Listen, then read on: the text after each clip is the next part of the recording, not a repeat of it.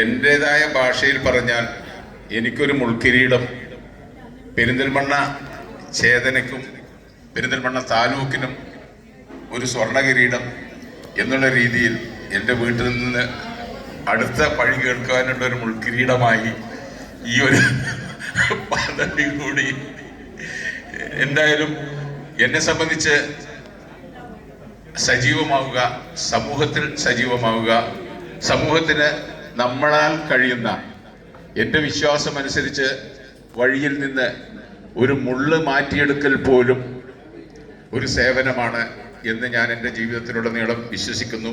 അതിനനുസരിച്ച് ചെറിയ ഒരു മുള്ള് നീക്കി വെക്കാനേ എനിക്ക് കഴിയൂ. അത് ഞാൻ എൻ്റെ ജീവിതത്തിൽ ഇന്നോളം ഞാൻ നിറവേറ്റിയിട്ടുണ്ട് എന്ന് ഞാൻ എന്നെ സ്വയം വിശ്വസിപ്പിക്കുന്നു.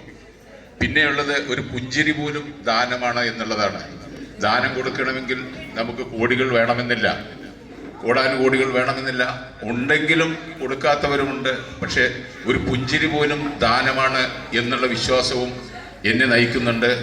എന്തായാലും ഈ പുതിയ ചുമതലയിലേക്ക്, ഈ ഭാരിച്ച ചുമതലയിലേക്ക് ശ്രീ ദ്വാരക ഉണ്ണിയെ പോലെയുള്ള അതിപ്രഗത്ഭരായ വ്യക്തികൾ കൈകാര്യം ചെയ്ത കസേരയിലേക്ക്, പണ്ട് ബഹദൂർ സിനിമാ നടൻ പറഞ്ഞ പോലെ ഒരു വലിയ ചാക്കിനകത്തേക്ക് ഒരു ചെറിയ എന്നെ പ്രതിഷ്ഠിച്ചതിൽ നിങ്ങളോടെല്ലാവരോടും എനിക്ക് നന്ദിയുണ്ട്.